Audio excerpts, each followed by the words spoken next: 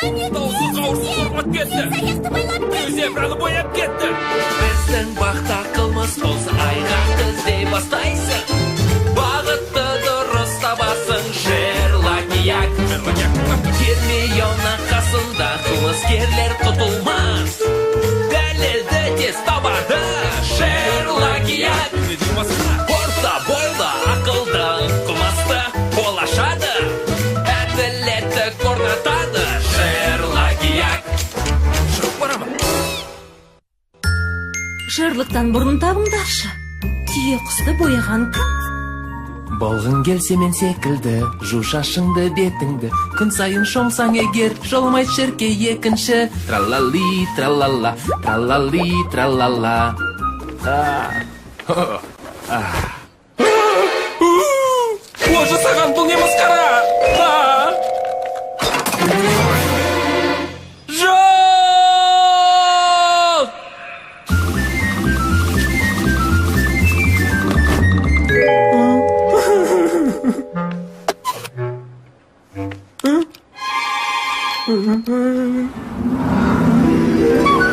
Жас шәкірт, бар сұлулық шашты емес, баста екенін ұмытпа.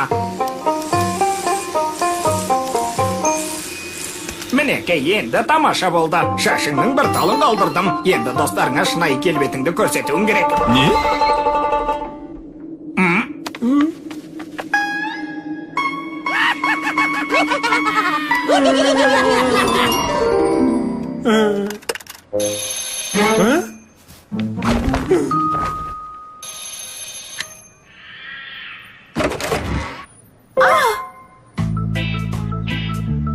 Сәлем, Шерлок. Мынауың салтанатқа арналған киім бе?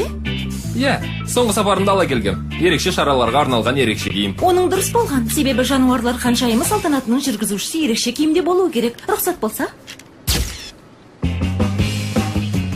Соларға арналған шараларды қалай жақсы көретінді білсең ғой. Көп ұзамай жануарлар ханшайымның кім болатынын анықтаймыз. Айтатын сөзімді қайталау керектігін білемін, бірақ ол үшін тез жүрмей қойш. Болмайтын нәрсеге қорқа береді екенсің. Шынымды айтайын, мына жалған өмірдің қажеті шамалы. Алайда қу-жанымды сақтап қалуға келгенде, Гермиона, жай жүр. Кешір, бас киіміңді шешіп тастасаңшы, қолайсыз секілді. Жоқ, қолайсыздығы де жоқ.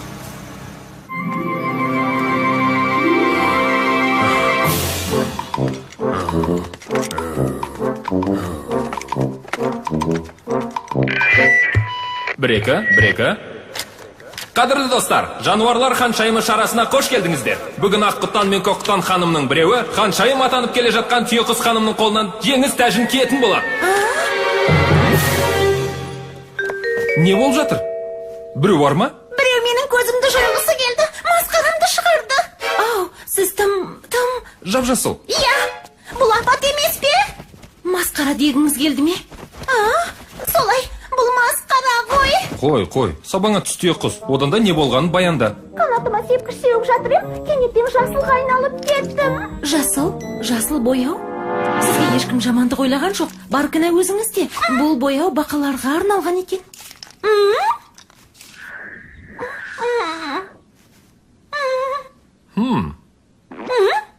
Бұл менің сепкішім емес. Қанатым арналған сепкіштер ана жақта тұрады. Қанаттарымды ешқашан бояған емеспін. Оның үстіне жасыл түс маған ұнамайды. Бәлкім әлде біреу тұзақ құрғысы келді ме екен? Ендеше бұл былықты ұйымдастырған Гиппо ханым. Оның менде өші бар. Неге олай дейсіз? Бүгінгі шарада шашымызды сәндейтін сол болатын. Бірақ мен оның жасағанын қаламадым. Сол үшін ол мені өзімшілсің деп атады. Өзімшіл түйе құс. Иә, солай, өзімшіл түйе құс деді. Енді іске көшейік. Түйе құс ханшайым. Сіздің киінетін бөлмеңізге кімдер кіруші еді?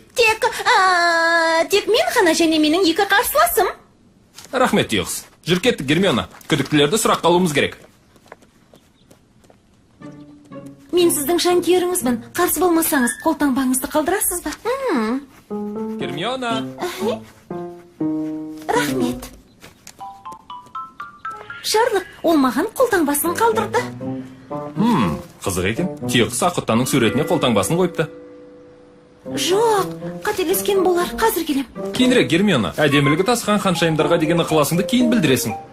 Дұрыс айтасың, Шерлок. Білесің бе, маған сенің қасында болған сондай ұнайды. Маңызды істерге назар аударып, басқалардың пікірлерін ойлап басыңды қатырмайсың.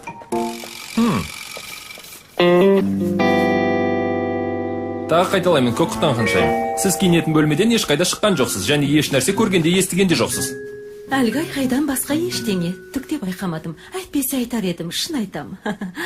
Түйеқұспен жақсы таныссыз ба? Түйеқұс нағыз жұлдыз ғой, бәрімізге үлгі боларлығы жан. Көк құтан ханшайым, бер қараңшы. Расында да оған кімнің қастық қылуы мүмкін екенін білмейсіз бе? Сұлулық сайысы өзінше бір отбасы, ол жерде ұрыс-керіс болмай тұрмайды. Бірақ біз бір-бірімізді құрметтейміз. Иә, бірақ сол арулардың бірі бояуға малыныпты. Ал бұны кімнің істегенін таппайынша ешқандай да сайыс болмайды. Ол кінәлі, көк құтан кінәлі. Қойшы, Гермиона, бұлай асығыстық жасауға болмайды. Бұлай деуіңе не себеп? Мына сепкішке қара. Ол түйеқұстан ұрлап алды да орнына жасыл бояуды қойды. Бәріне сол кінәлі. Бұл шараға қолдау көрсетіп отырған осы сепкішті шығаратын компания. Бұл қатысушылардың бәріне таратылған. Бұл дәлел емес, Гермиона. Андағы бас киім мынандай ауа райына сәйкес келмейді деп ойламайсың ба? Жоқ, түкте олай емес. Бұл бас киім әдеттегі бас киімнен ыңғайлы екен. Бұл не деген масқара? Байқұс құрбым-ай. Түйеқұсты жақсы танушы ма едің? Түйеқұсты ма? Ол екеуміз кішкентай кезімізден дос болып келе жатырмыз.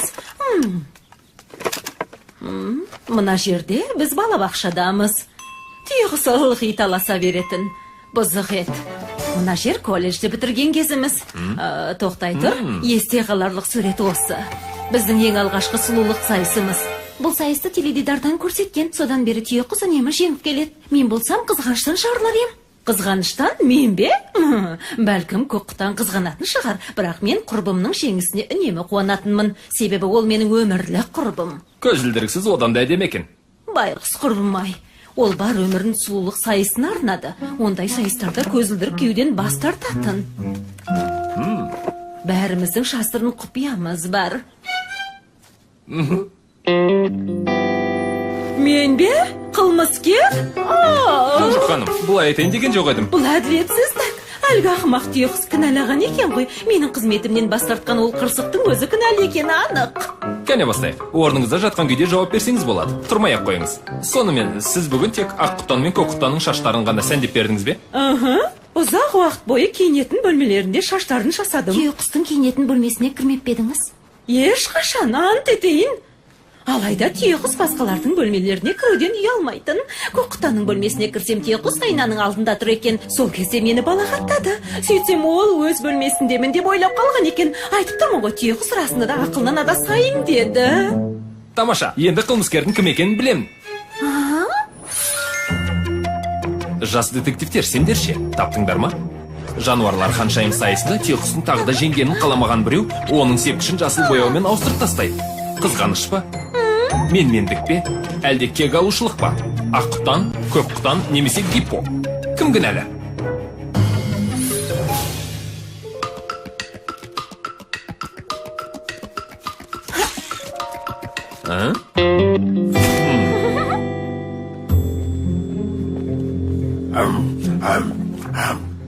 Бәрі оп-оңай.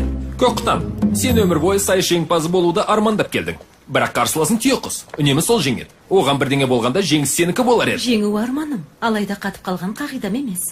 Жанкүйерлерімнің алдында ұят қағылатын шамамы жоқ. Қашанғы осылай тұра бермекпін? Гиппо ханым, түйеқұс ханшайым сізге шашын жасатқысы келмеді. Сөйтіп сөзге келіп қалдыңыздар. Сіздің оған деген ренішіңіздің барын бәрі біледі. Сізге келетін болсақ, ақ құтан, бірге өскен құрбының бұндай әрекет жасайтынын ойлау ақылға сыймайды.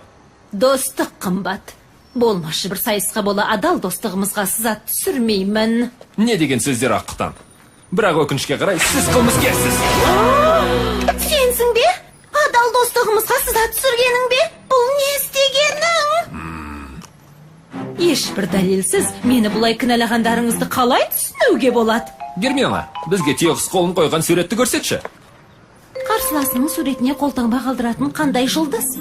Демек, ол алыстағыны көре алмайтын жұлдыз. Осынша танымал бола тұра бұл құпияны бәрінен жасырып келген. Бұл құпияны тек бір ғана жан білген. Ол оның жандосы. Суреттегі көзілдір киіп тұрған түйеқұстың сыныптасы. Гиппо ханым айтпақшы, алыстағыны көре алмайтындықтан сепкіш ыдысты ауыстырып тастасаң болды, оны үңіліп тексерместен бөтен бөлмеге кіріп кеттім деп ойлайтынын ақ құтан білді. Тамаша пікір, Гермиона. Аққұтан, сіз сайысқа қатыса алмайсыз. Қатыса алмайсыз. Олай жасауға шаман келе қоймас. Себебі заң тәртібі бойынша сайысқа 3 үміткер қатысуы керек. Ал менің орнымды басатын Гиппо болуы мүмкін емес. Ей!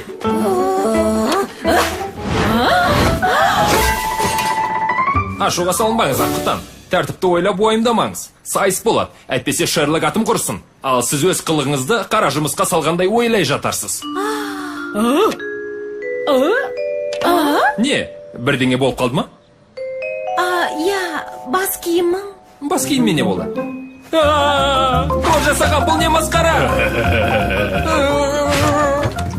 Шерлок, енді сайысты не істемек ойың бар? Сайысты сен атқаратын боласың, Гермиона. Мен бе? Саған көп рахмет. Қайткен күнде сайыс болады деп барыңды салып менен көмек сұрағаның жақсы болды, Шерлок. Оның рас, кей кездері болмашы іске де мән беру керек. Нәтижесінде шашың ағармайды. Шаш демекші, сенің ше? Шашым туралы айтушы болма. Жақсы, бірақ өмір бойы бас киім киіп жүрмейтін шығарсың. Сондықтан саған мынаны алып келдім. Дәл сенің табиғи түсің секілді. Гиппо ханым арнайы тексерген екен. Қызғылт сары? Қызғылт сары. Гермиона, сен періштесің. Тезірек шашымды бояйын. Керемет, солай емес пе? Онша емес. Жаңа көзілдірігім өзіме ұқсауы керек. Сымбатты, әдемі және өте қарапайым. Жоқ, мынау тым үлкен екен. Не дерімді білмеймін, қазірге дейін 548 көзілдірікті тағып көрдің. Ендеше 549-шысын алып кел. Сындырып алушы болма, құрбым. Мен болдым. Бір сөзбен айтқанда, масқара.